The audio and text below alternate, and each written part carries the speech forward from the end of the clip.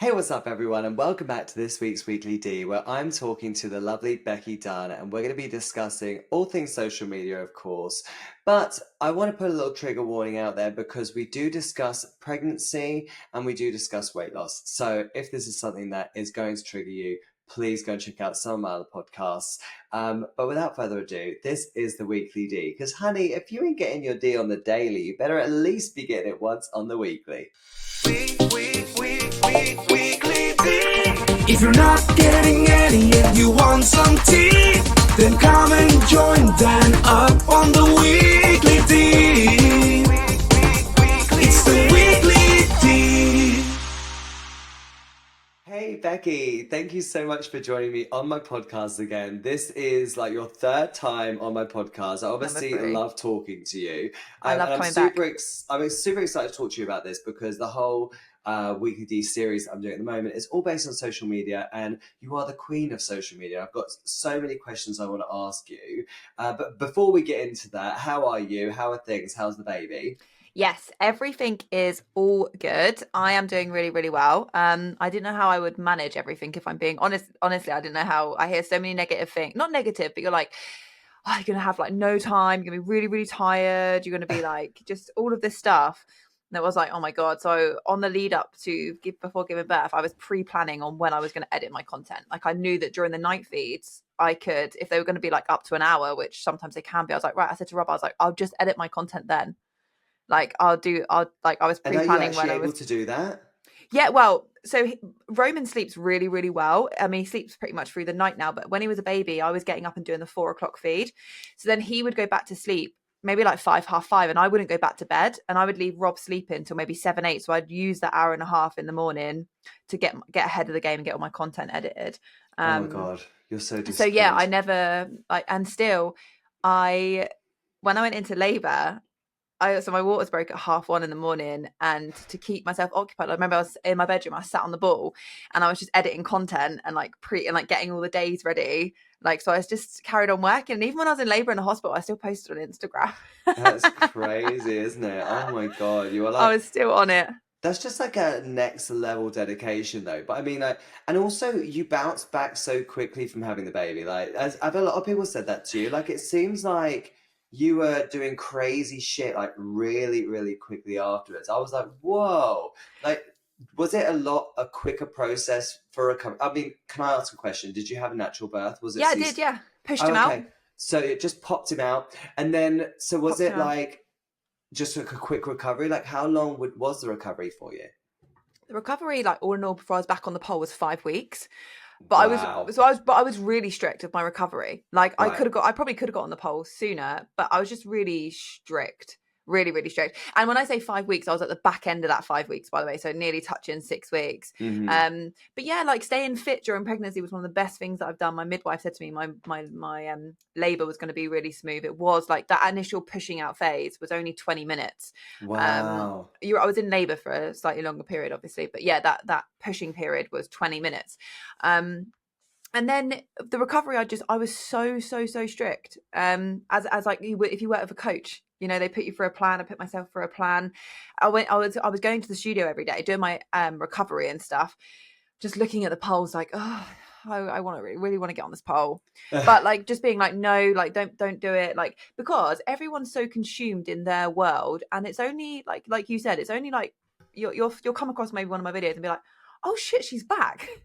Right. Do you know what I mean? And then, because I remember being the same when I watched like Jade Flash be pregnant with Charlotte Robertson and all these people, and you're like, oh, they're back on the Jade pole. Flash as well. Another one that I remember just thinking, didn't you just have a baby? I'm like, Yeah, how the hell are you doing that? She was amazing recovery as well. You yeah. do, but then not everyone gets that. I know, I think No, Annie they Norris don't. has talked a lot about that before, and that, you know, the journey isn't the same for everyone, of Mm-mm. course. But No, yeah, well, I'm glad that that's all but going yeah, well. it's going well. Has it made you want any more, or do you Oh think God, no, just one is no. enough? One is fine. Like if it happens in the future, then you know, I don't, like I will always say, if you know whatever is meant to be, meant to be. But yeah, nah, what an experience that Not for was. what an experience, I'm sure. That's just Brian. Let's just leave it at that. It's just an Yeah. experience. That's it.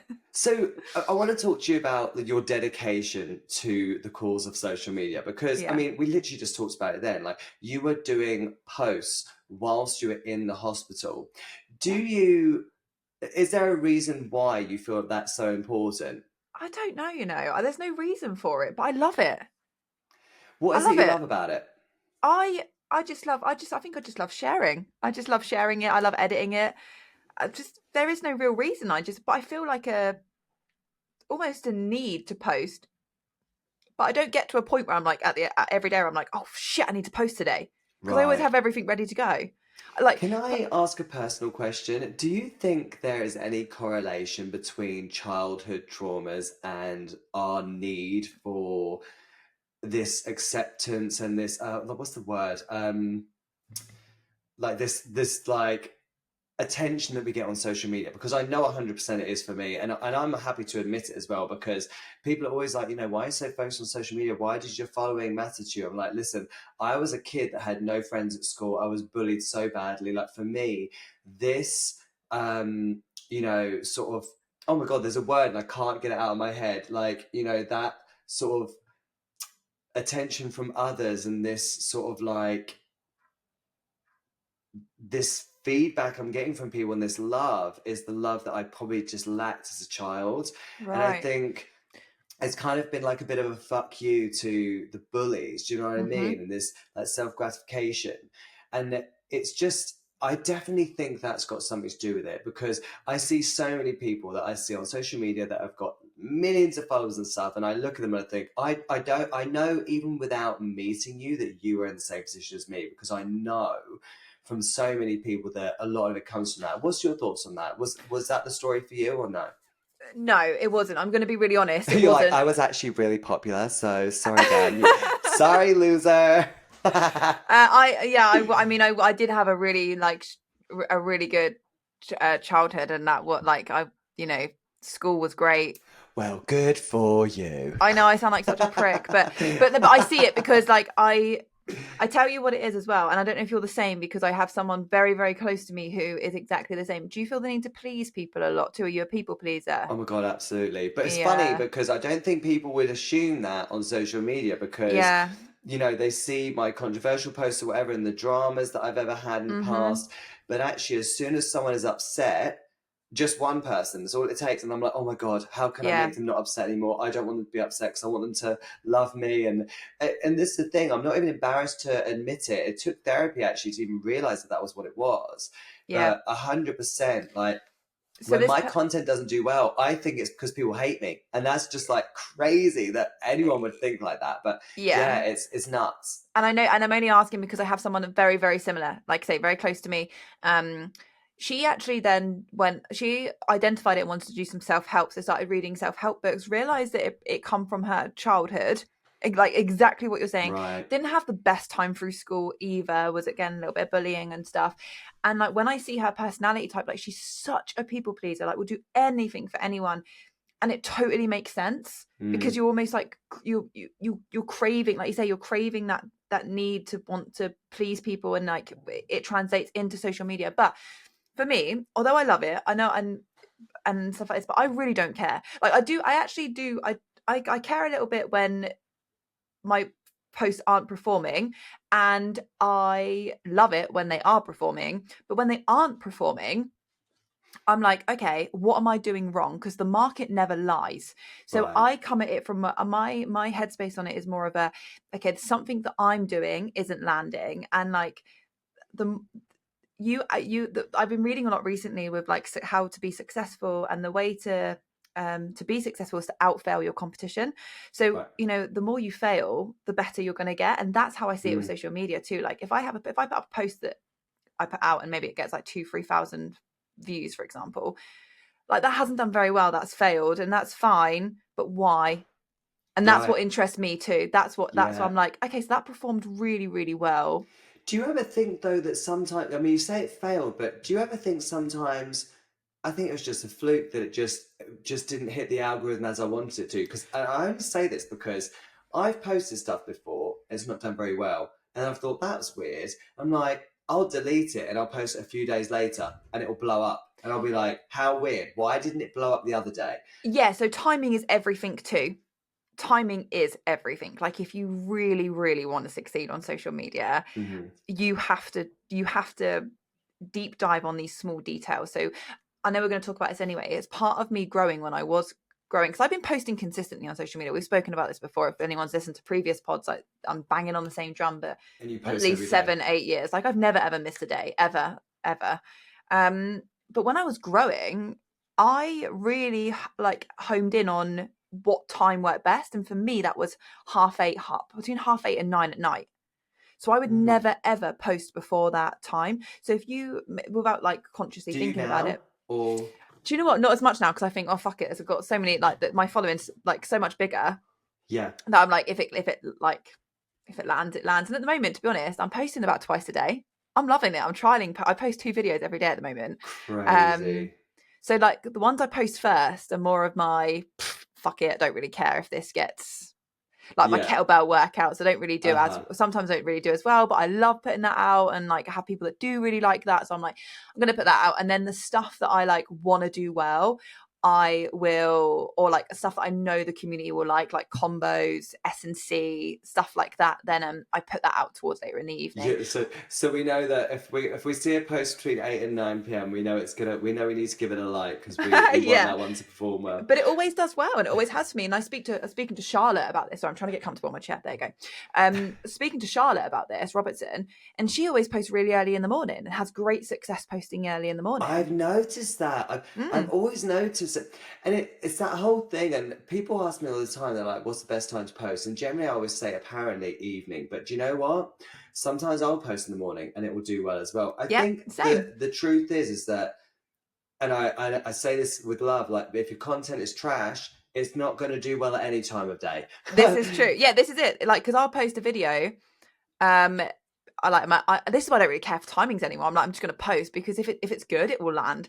And this is the thing as well. This is the hard truth of social media, unfortunately. Like, if your content's good, it's good. If it's not, it's not. And the market doesn't lie. It's not you. It is you. Sorry, it's not the algorithm, because you are the algorithm. Right. You create the algorithm. What do you think are like the main reasons why people's content, like in the poll world, let's talk specifically about poll. Like when you see people's poll videos and you think, God, they're really not getting good engagement. What is it generally you notice that they're doing wrong?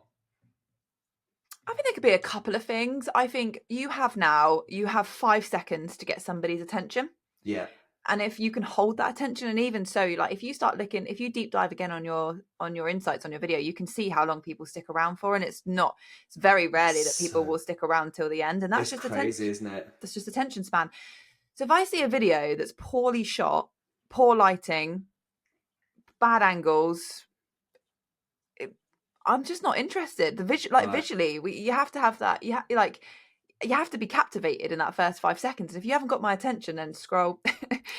It's really funny because, and another thing as well is like you said, you've got 5 seconds to get to that point, and it's real hard. Like it's not the easiest thing to do. And I remember there was a Tuesday topic that actually kicked off a little bit. I'm going to mention her name because I know she won't mind, because we do get on fine. Jazzy, and Jazzy really kicked off about it, because basically the video was a meme, like taking the piss out of like it was like when you're watching a pole video and you just want them to get on with the fucking combo, and it was someone climbing really slowly on the pole, doing this really pretty climb. It was gorgeous climb, really pretty climb on spin, and then it was Mr. Bean like looking like come on, what's going on? And then she's climbing again. They're like, oh my God, like, come on.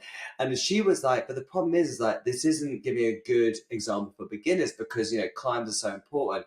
And I agree with what she's saying, but I think that the thing is it was more taking the piss out of the fact that our attention spans now are so short that if someone posted a video like that now with them climbing super slow and not getting on with this combo, people are going to scroll past. I always know if a video of someone's is going to do well, because if they get straight to the point, if it's like a choreo and they get straight into it, it will generally do okay. If the combo has got a lot of faffing at the beginning, I know it's not going to do well. It's like, and also it's like, what value is it going to provide? Is it something that people are going to save? Is it something that people are going to, because I noticed you do a lot of like educational content. Do you find that gets saved a lot? Oh yeah. Loads. So you find like content like that does the best, or Yeah. what's your most popular content that you create? In fact, can It's you just tell us? Sorry, I'm literally going off a tangent here. Can you just tell people first of all what your main pieces of content are? So, like for example, if you do like, you know, it would be maybe some influencer work, brand work. Then you've got like your kettlebell stuff, your strength and mm. conditioning stuff. Like, what have you got? Like a main 5 bits of content you Yes, I create? absolutely do. Yeah. So I have the educational piece, S&C, which I think, and before I start this, I think it all depends on what your purpose is. Like for me, I am, Just for anyone listening, if you're wondering what S&C is, oh yeah, because strength and actually for a conditioning, second, yeah, sorry. strength and conditioning. Only because when you first said it, I was like, what's S&C? And I was like, oh yeah, strength and conditioning. Yeah, sorry, everybody. Strength and Yes. conditioning. So I think first and foremost, you need to identify what you're about, because if I started tomorrow posting videos of me in heels, for I knew you example, were going to say that. I knew you were going to say that. which is fine, by the way, but like my audience would be like, What WTF? F? They would be like, what the hell is going on? They'd be like, she literally just posted the kettlebell workout today. Yeah, so and again, like, and that's fine because like, and I can go into this, and I know I'm going off a little bit, but if I was really passionate about that, like you are really passionate about that, you put a post up about that the other day, like people were giving you whatever they were saying of like ridiculous shit that you with your heels, but you love it, so I you just post enjoy it. it so much. Exactly. Yeah. So if I decided that I wanted to do that and post that, then that's fine. But where I'm going with this is like I am a strength and conditioning coach. So for me, my number one on social media is getting clients. It's how I get my, Right. that's the aim of the game for me is That to part. business clients. Right. I need people to firstly trust that I am a good S&C coach, and then I need to demonstrate my knowledge. People need to trust me, and then people need to see the progress and stuff like that. So that for me is my number one.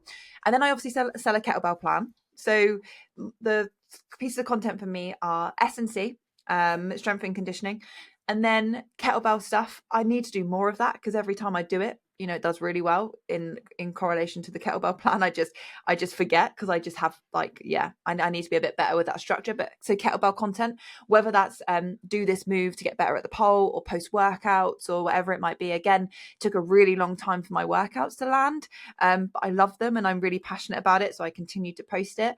And then my fun stuff, like every Saturday, I will post what I've been training at the studio or something fun, and that tends to be dynamic flips and that tends to be my secondary piece of content too, by the way. Like Okay. in the evening I'll post those dynamic combos or flips or tricks or something fun for my audience, but that will be followed previously with like some S&C educational stuff. Mm-hmm. So they're my main three really, is the educational, the kettlebells, and then client progress as well. I need to pepper in that. Yes. Mm-hmm.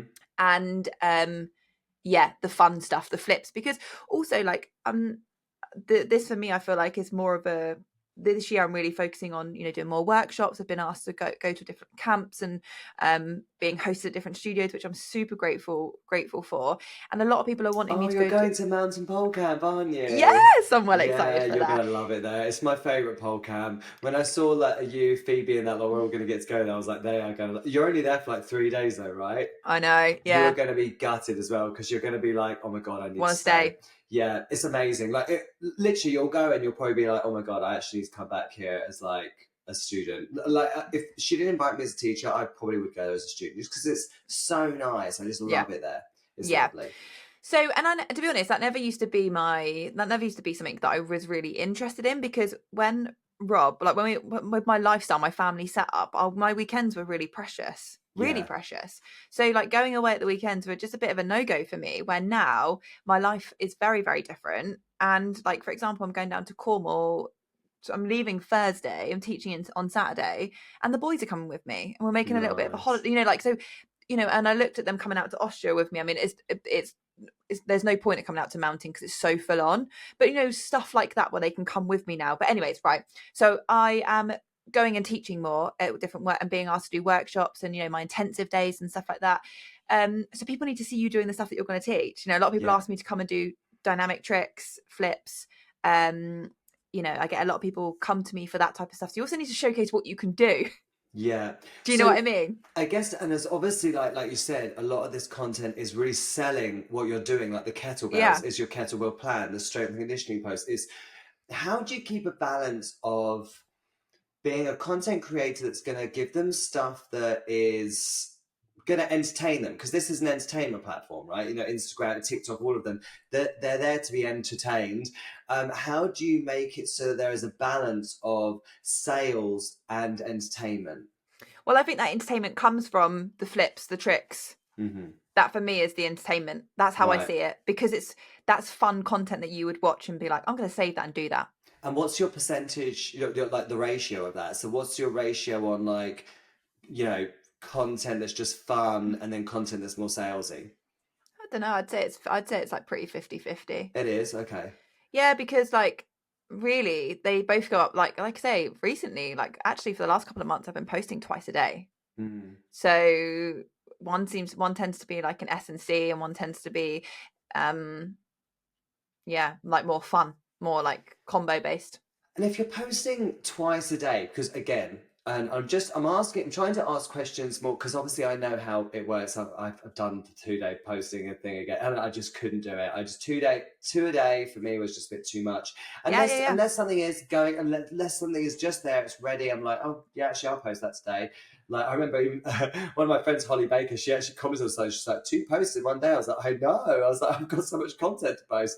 But you know, and every now and then I will, of course, but generally I just post the once. But a lot of people just say to me, they're like, where do you get the time to create all this content? I'm like, the thing is, and I always say to them, like, the thing is, you won't have noticed, but actually I probably used that same combo a few weeks ago, and I Yeah. just repurposed the content Yeah. to create this fun little reel where I've got the writing on it and stuff.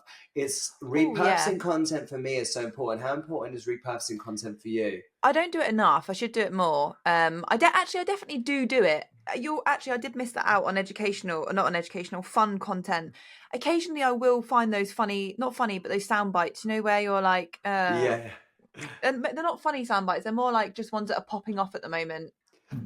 Like trending Um, sounds and stuff. Trending sounds, yeah, where you can like put a whole load of videos together and put writing over the top. Like I occasionally Yeah, like those because they do really, really well they as do well. well. Yeah. Yeah. Have you noticed? Like I've noticed that, and again, this is just from an outsider's perspective, and this is what you need to do is analyze your content, because I've noticed that you're doing more of your voiceovers and text over the top because you know it holds people's attention, because Because you know the videos are exactly. doing well. But do you know, and Tara taught me this, and Hmm. Tara's episode I did yesterday, so people probably would have heard this one already, when this one comes out. But Tara, I noticed, was doing a lot of that, was doing a Hmm. lot of like speaking to her audience, doing a lot of videos where she's actually faced a camera, and I thought, oh, scary, but maybe I should give it a go. And oh my God, like, do crazy. But I'm doing my own little twist on it. Like Yeah. Tara's content, for example, like she's a feminist. She's very pro women. Obviously, she's posting a lot of this sort of content. So it's not necessarily funny content. It's quite serious stuff, but it provokes conversation.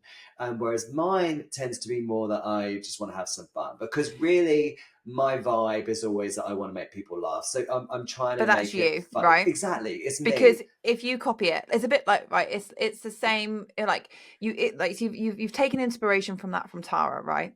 And there'll be people that be watching my content and taking inspiration from it, and the same with yours, by the way. But if you directly copy, it's really evident. Like you see that in the Very. industry too. You know, you're like, you've just copied my shit, man. Like at Right. least credit me. Right. You And know, don't get me wrong, I but think stealing an idea is absolutely fine. of course it is. But And put your own make it twist on your it. own. Make it Absolutely. like if you'd have gone face to camera and started talking about stuff that's not relevant for what you do. Right. Like people follow you because they find you funny. They love like the way that you speak to your audience, Yeah. outspoken. You know, you provoke conversation. So the voiceovers that you're doing, from my side anyway, from looking at it, it doesn't seem fake. It doesn't look like you're forcing it. It just looks like you're trialing something, it worked, and you're going with it, and it because it landed, because people love it. Yeah. If you tried to directly copy, then someone, if you've got mutual audiences, it's just going to be like, oh, you just copy it. It might not work for you because it's not your Right. own. Like, absolutely take an idea. Nothing is ever your own. Right. You know, like I watch other people's stuff. I'm like, oh, that's a really good idea. I like that. I'm going to do that myself. But you put your own twist on it, like you've Mm. done, and Yeah. that's the key. Like that's the thing with social media as well. Like it has to feel authentic and true to your audience too. It's like, so for example, Tara had done this video. She'd taken a video of someone else's and then was speaking like next to the video and talking about it. And I was like, actually, I really want to talk about that video as well. But I thought, I'm not going to do it in the same way because she was talking quite seriously about the subject. And then I had something a bit more funny of a take that I wanted to put on it. And it went crazy. It got like, I think I had like 300 comments on it. It was just a funny post. It was Yeah. about kids doing pole. I knew it And was that one. I was going to ask if it was that one. it was just, I just remember thinking like, isn't that funny? Like just this speaking to the camera and like, and that content, I mean, don't get me wrong, it took a while to edit and to film and stuff, but I mean, nowhere near as much effort as what it would do to make a whole fucking combo and record that 50,000 times until it looks clean. Yeah. Do you know what I mean? I was just like, isn't it crazy to think that I'll post a combo, it might get 10 comments maybe. I'll post that funny video, it got like 300 or 400 comments. But, and I see a lot of pole dancers posting saying like, you know, someone that I'm quite friendly with, I saw she posted the other day, and I thought, do I say anything? And I thought, no, don't say anything, because it makes it, I didn't want to say anything because I didn't want to sound like I was all high and mighty and be like, well, the reason why is because, but she posted just saying, oh, my engagement's in the pan at the moment, I think I'm shadow banned and stuff. And I was like, I don't think you are shadow banned. I think it's that your content isn't hitting well enough because all you're doing is just posting, you know, a pole combo, and then you're posting a picture of you at a competition. Do you know what I mean? It's like this, what do you want people to say about it? Do you know what I mean? Yeah. How are people going to engage with it? Yeah, the thing is, like, we're going back to attention, right? Like the attention is everything, and if you can't captivate your audience's attention that quickly, it's just not going to work. But also, like, I see people say this all the time about being shadow banned. I get it; it's very different for pole dancers because, you know, polers are put in the bin quite a lot by Instagram, and I do get that. And I've said this before, and I don't, you know what? Again, like, I don't care if people disagree with me on this or not. But like, if I had someone come to me, because I've done consultations with, I work, like, as you know, I've worked with brands and I've worked consulting individuals on how to grow social media. If you really, really, really want to grow, and that's one of your problems, you're going to have to fix it. You're going to have to change. Yeah. You know, and I know, and again, I know it's really tough because people are like, well, I don't want to change the way I'm dressing or anything like that, but if you want to grow on socials and you want to you're going to have to. Yeah. And that's actually a really interesting subject that I'd want to go into with you, actually, because I do really feel, more so for the stripper style crew, because actually stripper style is one of the hardest styles that you can't really cover up for it, because the whole point of it is you're supposed to be pretty exposed, right? And they want to be in these cute outfits, and I get it. Yeah, I get it. It's easier for hardstyle because with hardstyle they can wear the pants now. They can wear like pants. Oh my god, that was so American. Like the trousers, like the bottoms. They can wear, you know, long sleeve, and they're just jumping around. They're kipping and stuff. It's so much easier. This is why I've been covering up a lot more, because actually, as much as people don't believe it, men do get shadow banned as well when we post too much butt and stuff. And to be honest, like, I mean, don't get me wrong, I don't mind posting a little bit of butt here and there too, but that isn't really my style. My style, I tend to go more towards hard style, maybe a bit of flow style, but I don't obviously go down that stripper style route. It's not my preference, but also it's, you know, I feel like there's a lot of people doing it way better, and I really love the people that are doing it already. But it's like you said, they're going to be the first to be shadow banned, and I do feel for them. And it just, I don't know what they can do. It's really difficult because the first person I think of is like someone super sexy, like Doris Arnold, and like, oh my God, that woman is just like fire. And I think, but I wouldn't want to see her covered up. It's not fair. She shouldn't have to.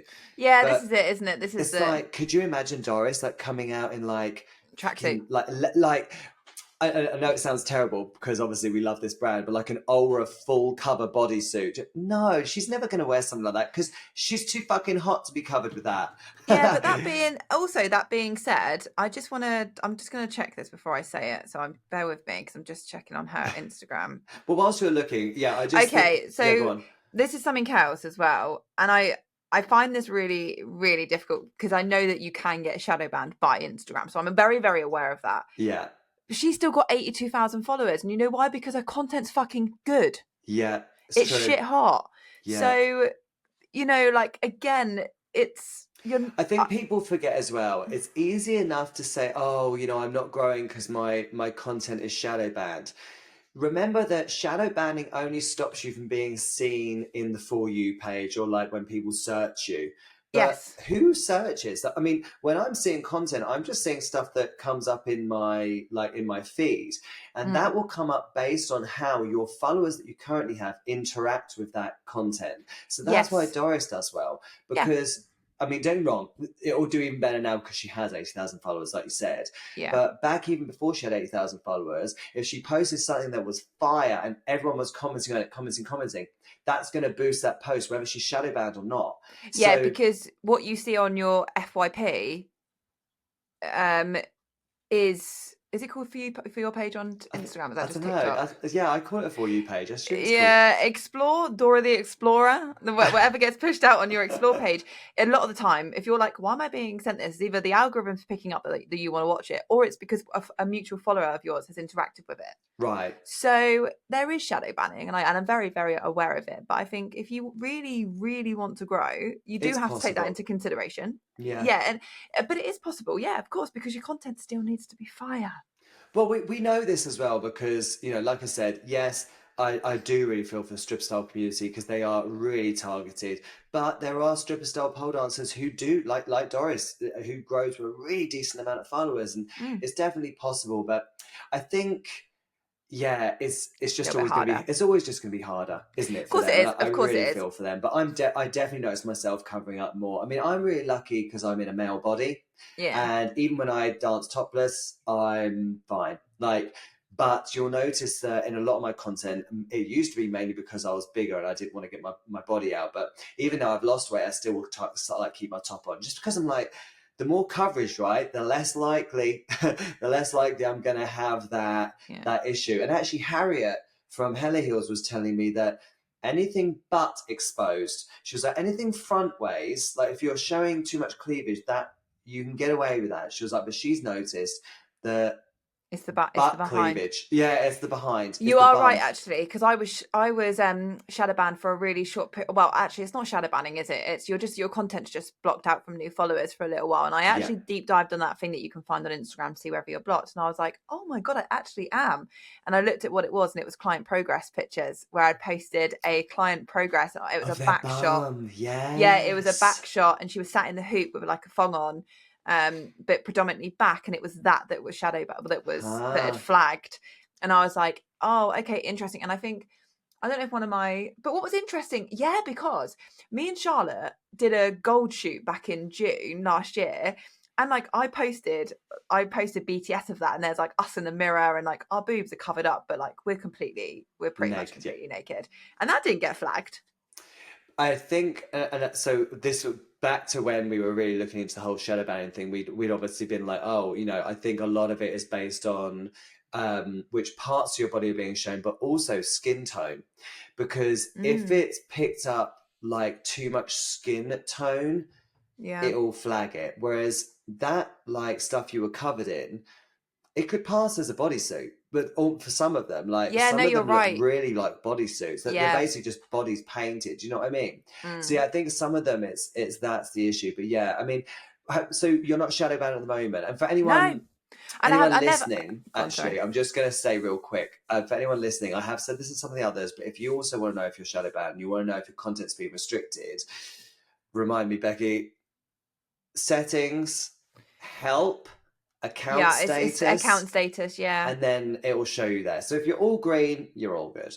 But Yeah. And you can see it really easily on your, and it will tell you exactly what posts are flagged too. and it'll So allow you to delete them. See, actually, funny enough though, I posted. So I had that ban on that. I had a shadow ban for over a year, so a year exactly, because I'd posted a picture of myself naked on my stories, right, and someone must have reported it. But again, the reason it got flagged up, I wasn't fully naked. I had my hand over my junk, my but junk. I had put a emoji over it in the app. So Right. the app, I think, assesses the picture without any of the in-app emojis over it. It assesses the picture as a whole. A raw. Exactly. So if you put an emoji, so if you post a picture of yourself fully naked and you cover it with an emoji, it's Mm. still not enough. It's still going to get banned because it will still show up on their side as a fully naked picture. So now if I were ever to post something like that, I would edit it in an app outside of Instagram, and then I'd post it to my stories. But to be honest, I just tend to not post stuff like that anymore. It was literally just a before and after picture. I remember You being learn like, from it, right? yeah, oh my God. And I learned from it because that was a year of being banned. I Yeah. remember just thinking, oh, this fucking But sucks. and listen, no one should ever feel like they need to cover up, and I really just want to reiterate that because I don't want anyone to be like, oh, whatever. But it's just something you have to take into consideration if you do want to grow. Right. If you're gonna come to me and ask me these questions, I'm gonna tell you honestly, and that is something that you have to take into consideration. But Yeah. if you don't It's care and you're not, like, doesn't make it right. It doesn't no, make no, it no, right and that if you you're have like, to cover up, but no, it's not just at the all. sad truth, isn't it? Yeah, absolutely. And like for me, I've spoken about this before, and like not to deep dive on it too much, but I've always really tried to push pole as like the sporty side of like fitness, strength and conditioning. Like I really think it should be seen as a more of a mainstream sport because it is incredibly difficult.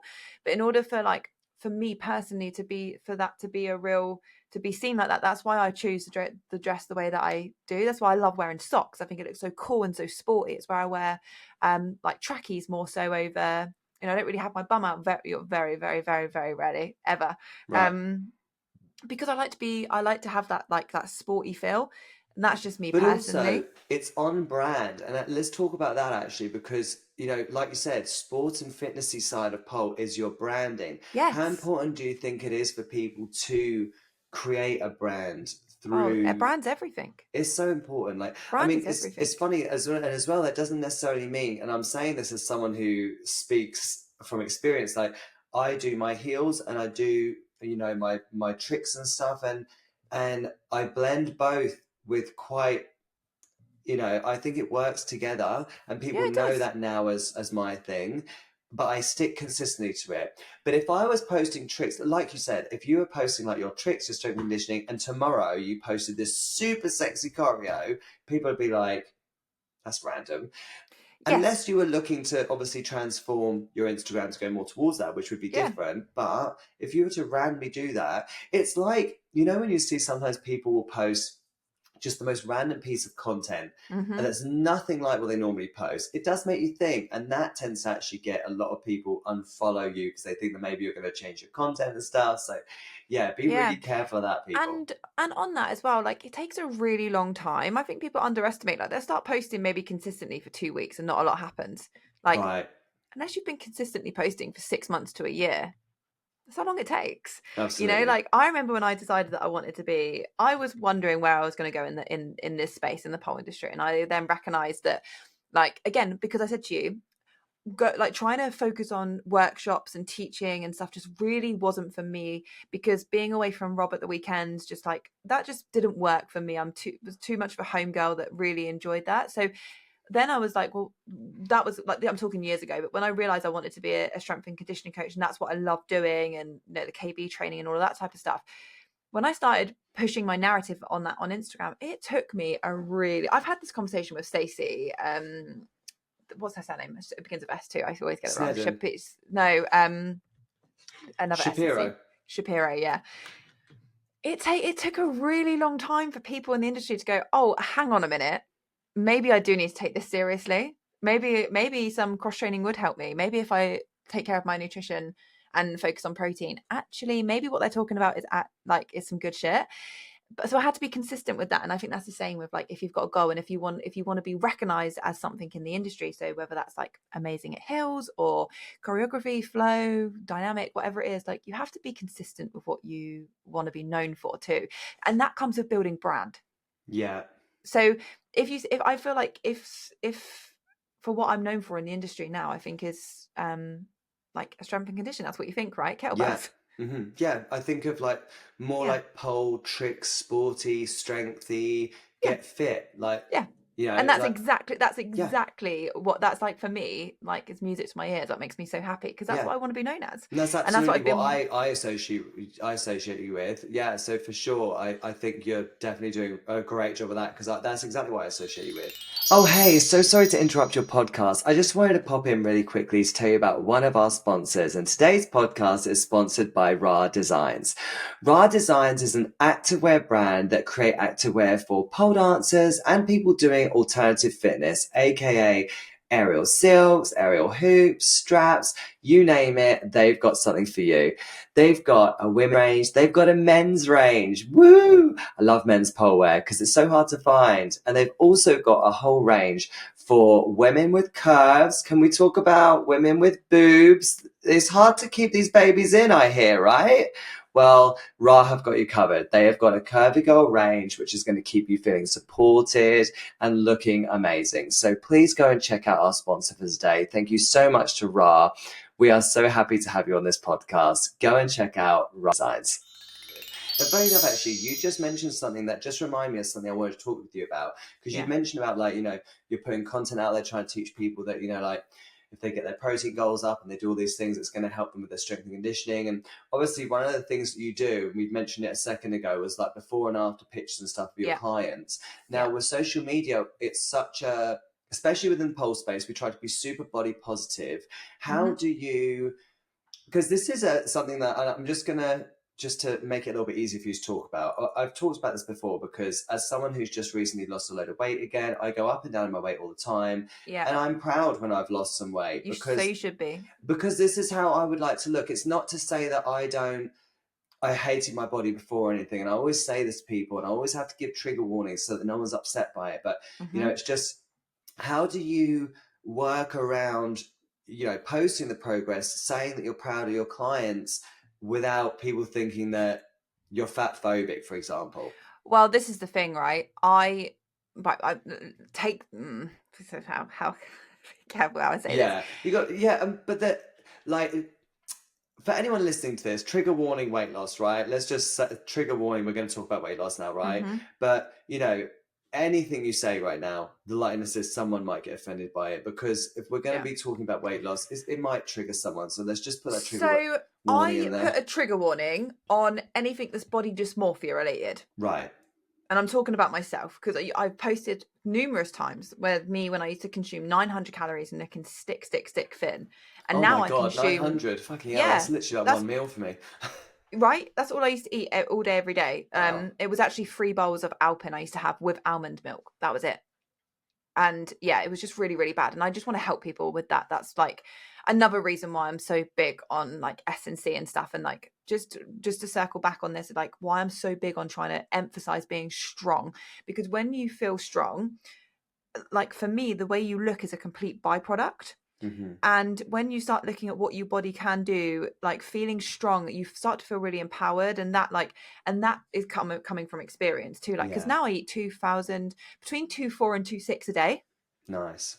You know, like, but 900. Anyways, so when I post stuff like that, I'll put a trigger warning on it. I don't feel like weight loss posts and before and afters need a trigger warning. Like, I'm an online coach. Like, that's what I do. Yeah. Like, and that's what, like, these people have come to me because they want to improve their lifestyle and they want to improve their habits and the physique changes they've made. Like, it's not that I don't care, but I don't think it warrants a trigger warning. It doesn't. It's a different. Do you know what? I had the trigger warning because sometimes people will comment actually on my post and be like, "Why have you added a trigger warning for this?" I'm like, to be honest, I'm just adding it out of precaution, just in case, so that if someone were to be triggered by it, they can have the option.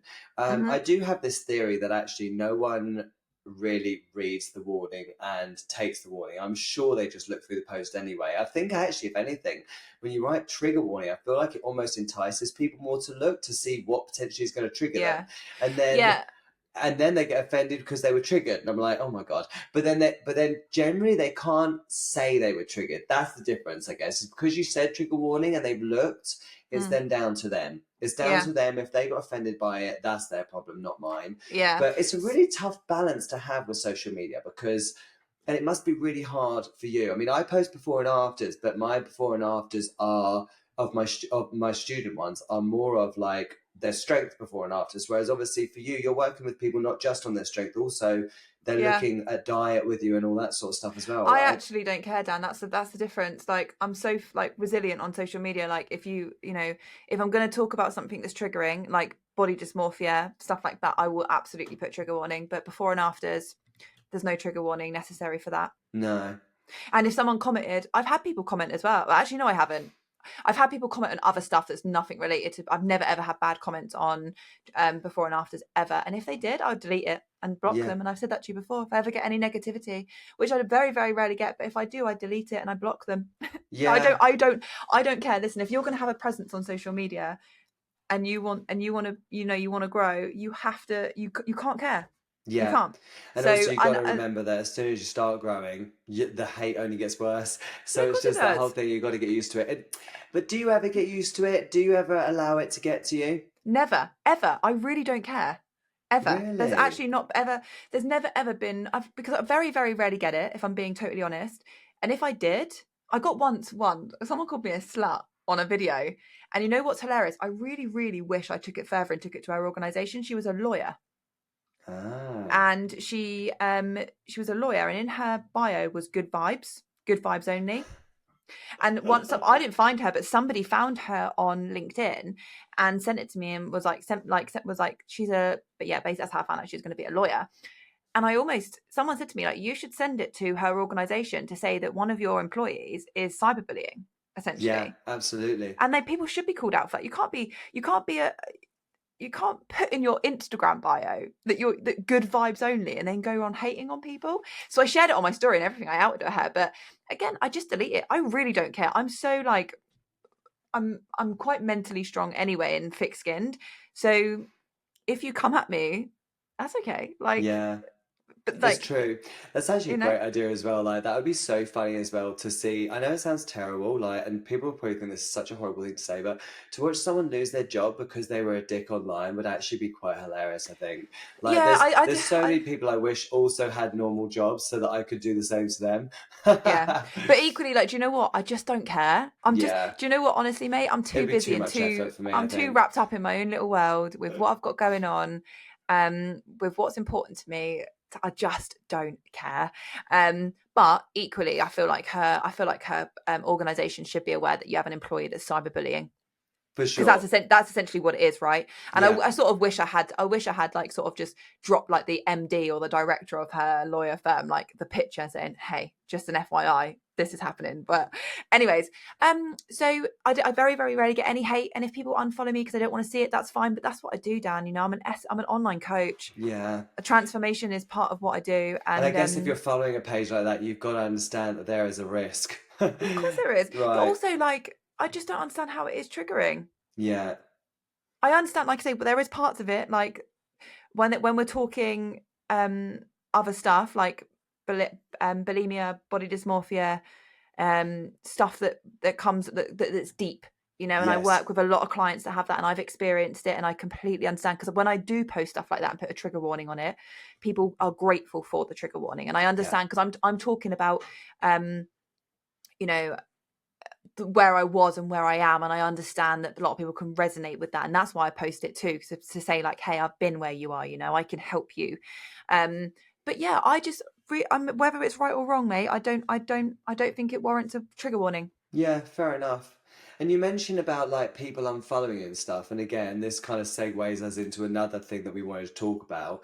When you announced you were pregnant and when you were doing your pregnancy content, you Yeah. said you noticed a drop in followers. And Oh, huge. I know Michelle Shimmy had said the same before as well. I think other people. Why do you think that is? I don't know. I think it's the male to female ratio. It has to be. Yeah. So I've always said this because I'm like, why would a woman unfollow you? Like a pole dancing woman is never going to unfollow you just because you're pregnant, because yeah, that would make yeah. no sense. So it must just be the men. It literally is the only thing it can be. Yeah, so I was growing, like quite rapid, not rapidly, but at a good pace. And then I remember the day that I announced my pregnancy, the pregnancy announcement, and from there I just dropped. So I went from like 113 to 109 by the end. The time I gave birth, I was like at 109. So I dropped about, was that four, yeah, just shy of Ah, like 4K. And I was just rapidly dropping too. it's But nuts, isn't but it? what's so interesting, and this is what doesn't make sense, my pregnancy content did so well.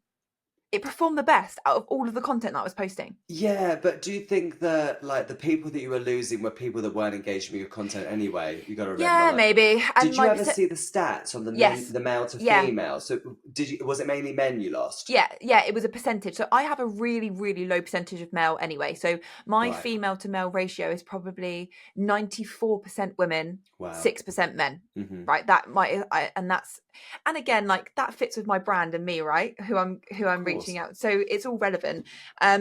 So, but then it switched to like 95% women, 5% men. So I lost the percentage was a 1% shift, but when we're talking about a large number, that's still quite a lot, isn't it? Yeah. But also I want to put a caveat here, and this is a trigger warning. I'm not going to go too deep on this, but this is triggering around pregnancy. And I remember speaking to Charlotte about this too. There's a lot of women, like it's not as straightforward to fall pregnant as you think it is. You know, I was off the pill for 4 years. I had a miscarriage 4 years ago. And when you're in that frame of mind, seeing people that are pregnant or you're trying, and it's, you know, it's really hard and you can't really explain those emotions. So I remember seeing people when I had just had a miscarriage that were announcing they were pregnant, and it just hurts. Yeah. It hurts. And I remember, so me and my sister-in-law, we were pregnant together. There's 8 weeks between us, and I remember I obviously didn't know that I was pregnant when she told me that she was pregnant, and this was only January last year, right? February last year. And I was so hurt but I was so happy for her. But I was like, oh, like I can't explain that feeling. So for a lot of women who are in any of those stages, grief, you know, loss, trying, you know, struggling, but whatever it might be, and then somebody announces or you see it, there is that to take into consideration too. And I'm very, very aware that would have, you It know, might that have. it can be triggering for a lot of women too. For sure. Yeah, I Um, know, because I know again, like Annie Norris, shout out to Annie Annie, speaks. because she's Yeah, spoken about stuff like yeah, this as well. she It's a has. really difficult topic of discussion. It must be like, I mean, I Yeah. can't obviously sympathize, but I can empathize, I guess, and I can only imagine how difficult that is to read and stuff when it's something that you're struggling with. Yeah, I because think in your world, that's what, like, if it's something that you really want, yeah. and like, yeah, and so yeah, there's that to contend with as well. You know, like you have your male pole dancers that are like, oh, I'm not following her anymore. She's pregnant. Right. There goes my chance. Right. Yeah.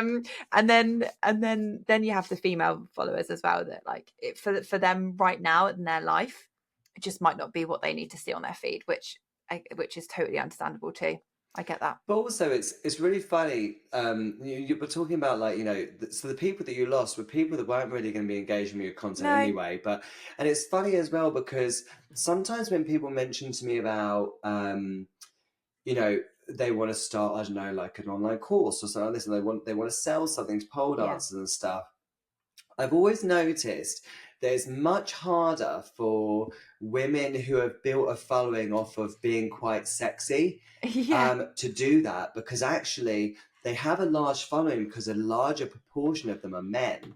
And Yeah. actually that's a really funny thing. And I think the reason why I've always been quite lucky and done quite well is because obviously the largest proportion, probably 98% of the people on my social media are all pole dancers, because Yeah. no straight men are following me.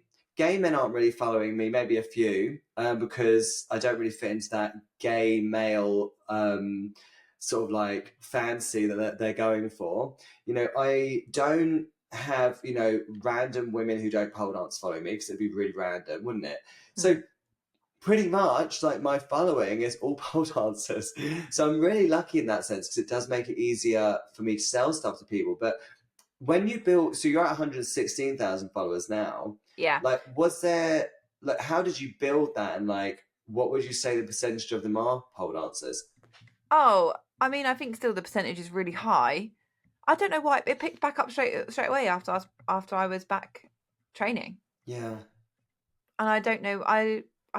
I don't know why. Like maybe because it's more relevant too. Like if you're seeing, rightly or wrongly, by the way, but it's true because aesthetics is everything. If I'm watching an S&C, a strength and conditioning coach, if you have to give off a certain physique, right? Like if I'm saying this is what I am, if I'm not in shape, then it's not going to feel as relatable. True. Do you know what I mean by Yeah, that? well, that's also another reason why I lost weight, because I feel it's funny though, because with strength and conditioning, obviously that's what my main online program is, of course. The Pole Destroyer is Yeah. always mainly strength and conditioning, but and even though I was bigger, I was still quite strong. So it's Mm. that whole thing. I feel like I managed to get away with it, but at the same time, I was like, do you know what? Like, if I'm not really working on my diet and my physical appearance, it doesn't fit in with that image. But then, does that make it right? I don't know. It's It's not that. difficult. Yeah, I know, and it's no right or wrong, and it's not to say that if you're not, you're like. And again, I know you have to be really sensitive around type of conversations, but it's just it is factual. Yeah. It is like it is the way it is. It's like It is one of people. those things, like we've just been conditioned to it. We've Yeah, had one of the gyms that me and Mitch used to go to. I remember when we first saw a PT, he was quite a big guy, and Mitch said to me, was like, "He's a PT," and I remember just thinking, "Oh, that's really odd." But then I was like, "Well, yeah, why not?" But it was just that's what when you think of personal training, for example, you just think of people who are really fit, don't you? yeah, Like, I yeah. mean, for me personally, I do need someone really fit to personal train me, and the only reason that is because I like to draw inspiration from the people who are Yeah, coaching me, right? but So that's I what want you to look. are. That one of my trainers, Charlie, actually, I remember saying to him at the gym, I remember being like, "Listen, I've pretty much employed you based on what you look like. I don't. You Yeah, could be a shit PT for all I know, but like I'm doing it because I want a body like yours. Like that's what I'm going for." and that's what it is. Like if I'm telling you that this is how I live my life, and you're seeing a positive response from that, from how you're watching me and like mood, the way I look, stuff like that. Like if I'm coming on and telling you to do all this stuff that I do, and then I'm looking like shit and I'm in a really bad mood, I'm in a bad headspace, and Yeah. you'd be like, well, it's clearly not working. Right. Do you know what I mean? Like, do exercise to uplift your mood, but I'm coming on like, oh, I've had a really bad day today. Do you know what I mean? Like, again, it's brand. It's Yeah. brand, and brand is everything. And Absolutely. It's all got if to match up, hasn't it? I guess. if I'm It's selling, not if to I'm say that you can't have your bad days, of course. We all no, do. not But at all, you not at know, all. But if I'm selling myself as a strength and conditioning coach, but I can't, but I'm not strong on the pole. How many people are actually going to buy into you as an S&C coach? absolutely. Do you know what I mean? Like, and it Yeah. is relevant, and it's true. Yeah, and it's sad because there's going to be a lot of people that probably wouldn't agree with that, but actually, it's a harsh truth that not everyone really agrees with. But Yeah. I agree with you. Um, But oh, go listen, on. really quickly to add on that, I know people aren't going to agree, but the feedback that I get, the people, what is it that people then go, I'm going to work with her, Yeah, you know, absolutely. and that's what I focus on. People want to work with me because of that. So it is. I know it does work because Yeah, that's what is because it is important. working. Yeah. Yeah, Exactly. And it's the same for me. Like, see, for me, like, body image wasn't ever necessarily something that I ever needed because when I was at my busiest, obviously, I was probably at my biggest. And it's always been more about the style of workouts, the attitude that I have, and just the positive yeah. vibe that I bring to classes. We all have our own unique self. It's not to say for anyone No, listening to this that's misconstrued what we're saying to say, oh, if you want to teach strength and conditioning, you have to be fucking ripped. Because listen, go and look at my videos from like 2 years ago, babes, and trust me, I can tell you that you absolutely don't need to be. But it's just that whole thing of like it's down to what you feel you want your brand to be represented as. Do you know yeah, what I mean? And if that absolutely. means being in shape, it does. And if it doesn't, it doesn't. That's entirely up Absolutely. to you, But for equally, sure. right, when I was pregnant, I remember saying to Rob, like in October, like mid-October, so I gave birth in November. I was like, I'm gonna have to close my diary. Like people didn't even care. Online clients, right? When I was getting doing so many consultations, and everybody was just coming on board, and no one even said to me, when are you giving birth? One person asked me what was going to Right. happen when what I gave birth. Nobody cared, right, that I was pregnant, and I think it's because I was still showcasing that I was strong. I'm still living a healthy lifestyle. I'm still working out. So people buy into you and what you're about. But also, after a certain amount of period of time, people are like, well, it doesn't really matter that she's pregnant because I can see from all of these other people that she's obviously very good at what she does. So the fact that she's Yeah. pregnant isn't going to change that. So No. actually, I think that's important as well. Yeah. But when I was pregnant, I'm not saying everyone has to be able to do it, but I was still able to INX all the way through my pregnancy. I was still Hmm. being able to do all this cool shit, and I was still strong because I trained, because I represented what I like live and die by, which is like strength and conditioning, eating well, looking after yourself, you know, Right. like, and so again, people buy into that and they're like, I don't care that she's pregnant because she's still, you know, she's Where does that come from? Like, you were saying you live and breathe by, be strong, eat well, live well, stuff like that. Did you ever go through a period of your life where you were bigger, you weren't healthy, and you were like, fuck, I need to stop doing this? no, but I did right. So I was never out. Oh no, I was out of shape, but I was never big, never big. But I was never. There was a period where I wasn't in shape, and I remember my dad made a comment to me, and he was like, "Oh, you get a bit of a tummy," Oh, really? which rightly or wrongly, maybe that should have a trigger warning. But Oh, no. So it's so funny, but actually, but like literally back in the day, like 10, 15 years ago, that would have been quite a normal comment. But now you'd never say that to someone. But like, yeah, no, like God, I mean, I used to get fat shamed all the time by my family. They'd be like, "Oh, Dad, you're getting a bit chubby."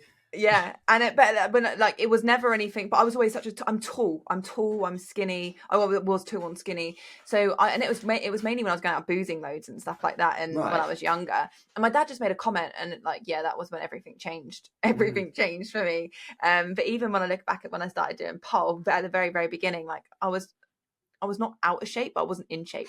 You know, I was just like a shape. Right. Yeah, that's fair enough.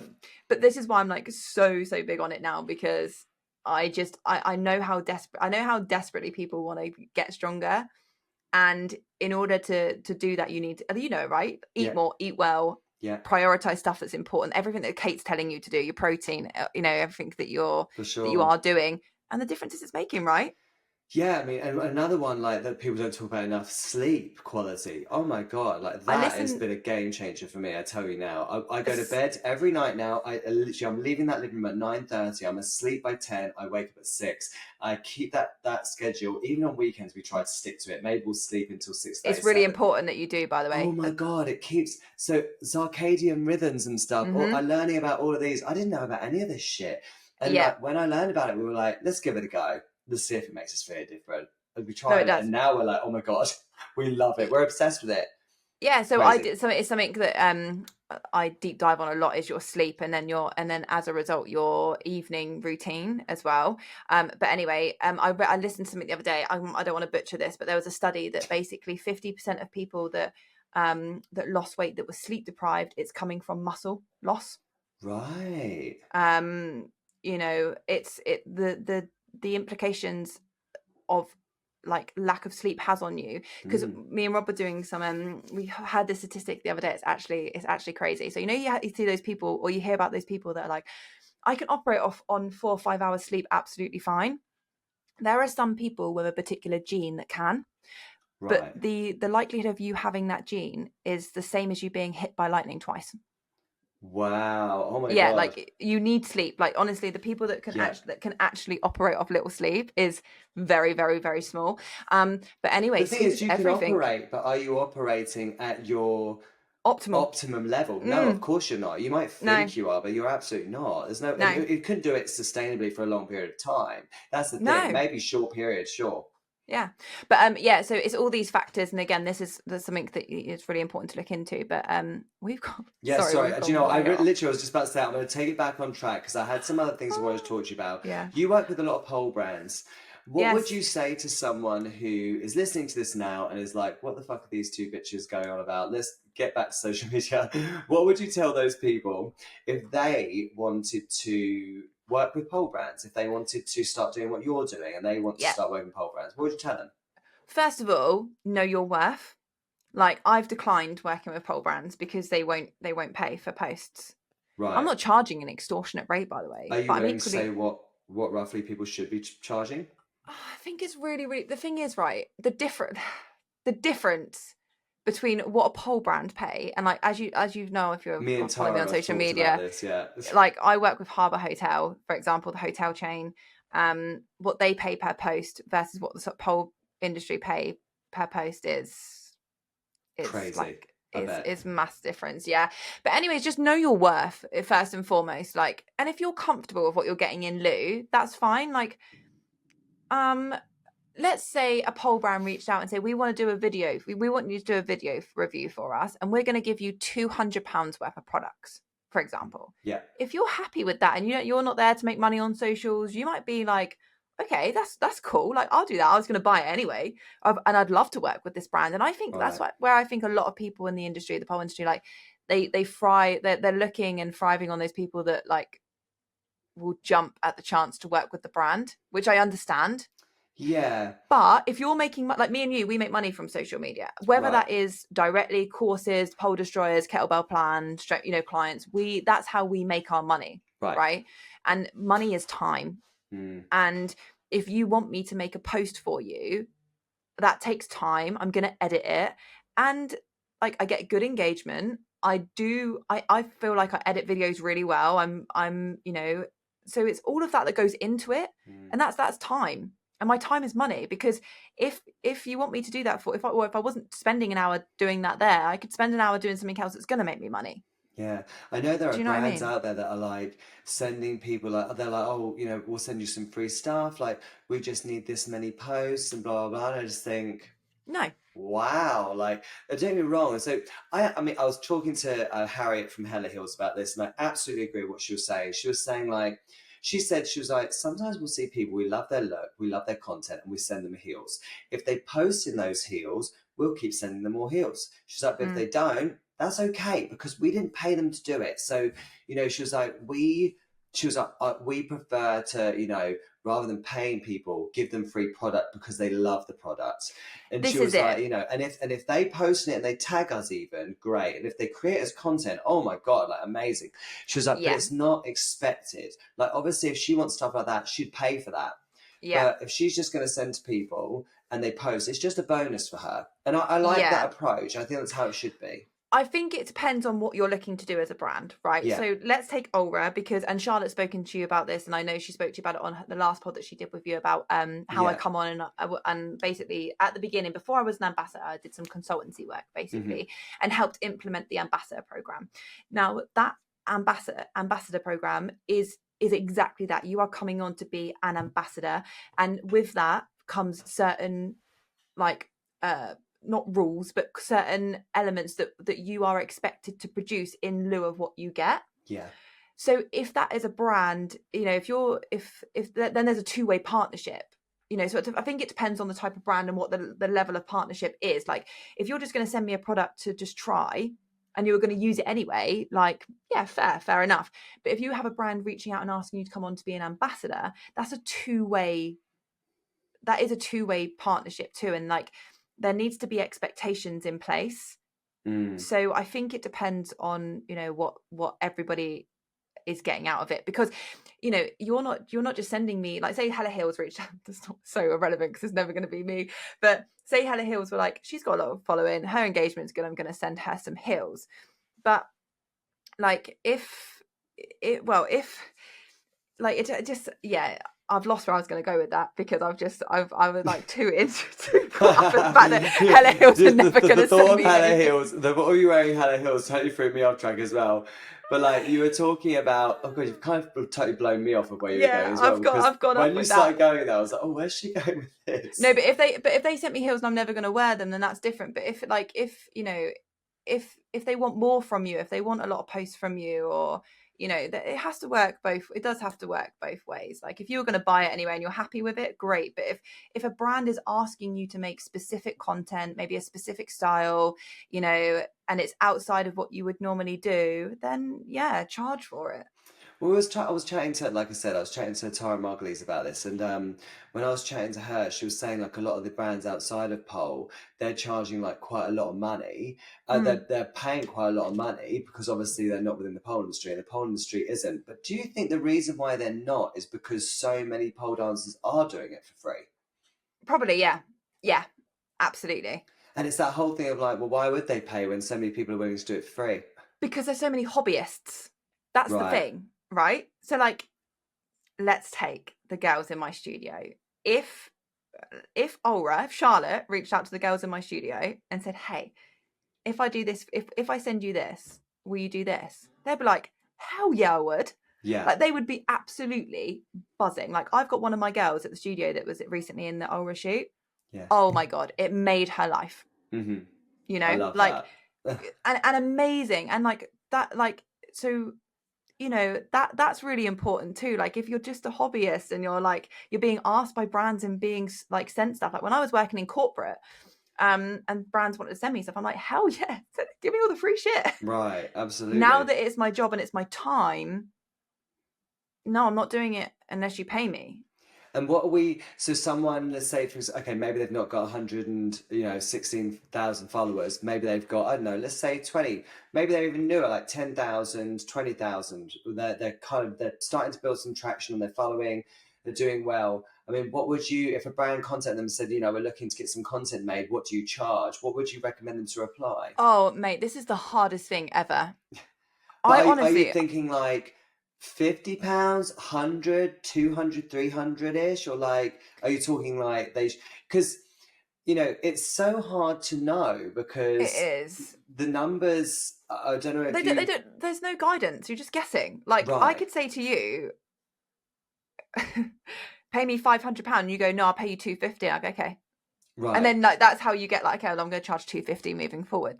Like it's like, how it's all do made you up. decide your worth? Do you know what I mean? It's so difficult. Yeah, because I think it's in line with your hourly rate. That's something that I do too, right? Yeah. So if a private with you is £50 for a 1-to-1, that's an hour of Right. your time. Mm-hmm. Then if you're going to ask me to take out an hour to make content, I think it's, but then if it's 2 hours, then £100.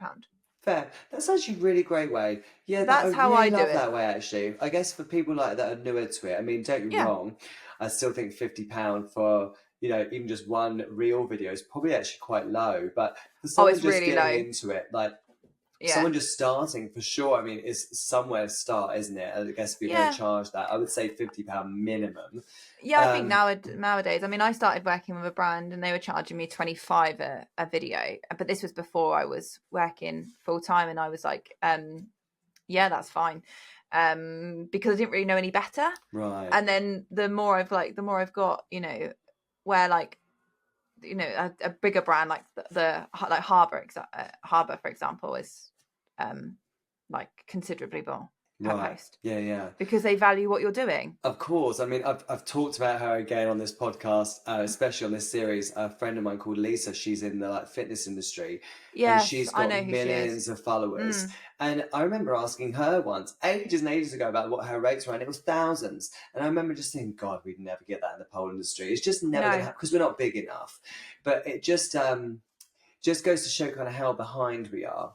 But yeah, it's just, we are just super behind, aren't we? But that being said, like if I've had brands like reach out for like, I've had actually like companies reach out and asked to do stuff, and now I do put it on par with like, if like, for example, like Harbour's the benchmark for me at the moment. Like if they're paying me that much per post, then that's my time. If you don't want to pay it, that's fine, go to someone else. Right, absolutely. Because you've come to me for a reason. Yeah. As well. So if you don't want to work with me, I'm like, so and I think it's having a that hotel, is it? Yeah, Harbour Hotel is a chain of hotels across the UK. So you got London, right, Christchurch, Brighton, and then Southampton. Oh, and so I create their Southampton one, did you? Yeah, and I create content for their social media and then for their Harbour Hotel members too. Nice. Okay. And that's the like where you create content for them, but you don't actually have to post it on your socials. Well, I post it on my socials. Generated content, I believe it's called. Yeah, I post it on there. I post it on my socials because it's like, again, it's content. Content's content. Anything for like, I don't care if you don't ask me to post it on my socials or not. So yeah. Enough. By the way, I might be joined by Roman. I might have to. It's okay. I'm literally going to get you to wrap up anyway. Tell us, what are your top 5 tips and top 5 don'ts? What are your top? Well, it doesn't have to be 5. Just top few things that you think people should do to grow their social media. Quick fire. I think know your audience. Yeah. Be consistent with your branding. Like branding is everything. Whether that's the colors that you use, if you're going to use a cover photo, if you look on my page, everything's quite consistent. The S&C stuff, I put my logo on, for example, the colors are always the same. Be consistent with your branding, and if it doesn't work and you want to change it, that's fine. But if you love it, just be consistent with it. And the same with everything that you're doing. You need to build trust, and that comes with consistency. Engage actively. You have to. These people who comment on it really annoys me. Like, one of the best things you can do is engage in conversation with with your followers. Like if they're commenting, like if I comment on your video, mate, and said, "Oh, Dan, you look so strong at the moment. Like you're looking amazing," and you just come back with a heart.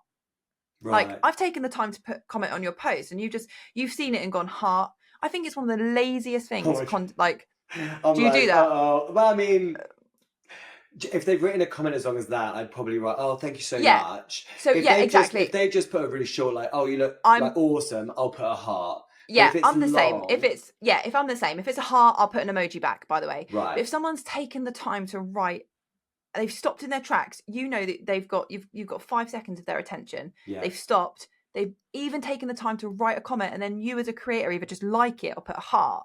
Like, and then you're wondering why you're not growing or don't have a strong community. You know, like a community is everything. So, you know, engage with your audience, you know, because at the end of the day, they're the people that are going to either go on Pole Destroyers or buy your stuff or love you or go to your camps or go to your workshop. So, you know, for me, if I commented on something as a baby polar, by the way, and like, because you got to remember that I remember when like Dink, Dinica, yeah. It's because we've got someone local to us in Southampton called Danica, and every time people say her name, they say it Dinka. Yeah, and that's why I was trying to not get tongue tied. Anyway, I remember years ago she commented on one of my videos like, "You're so strong," and I was like, oh. You know, like. And you have that same impact on other people. Yeah. And when people come back to you, like I have people in my studio like, "Oh, I love Dan. He's so like I like you know, I love him. He's so cool, blah blah blah." And I think, well, think about how, you know, how they feel when you respond to them and take the time to respond to them as well. Right. You know, that's your community, that's your audience. Anyway, so just engage in that. You know, people want to engage with you, like, you know, do that. Any main don'ts? Don'ts. I don't really know with don'ts. Just be authentic. Yeah, just be authentic. Don't copy. Take inspiration, but don't copy, because it's really obvious and it doesn't come across as authentic either. So just do you. Agreed. Thank you so much for taking time out. I'm so sorry. We were like 15 minutes over, but thank you so much. I could talk to you about social media all day because there's still so much that we missed, you know. There's still so much I'd love to add. It's never ending. Minefield. But yeah, are you breastfeeding? You've got to go and breastfeed the baby, or are you done? No, I think Rob's going to jiu-jitsu. I thought you were going to be like, Rob's going to breastfeed the baby. 2 secs.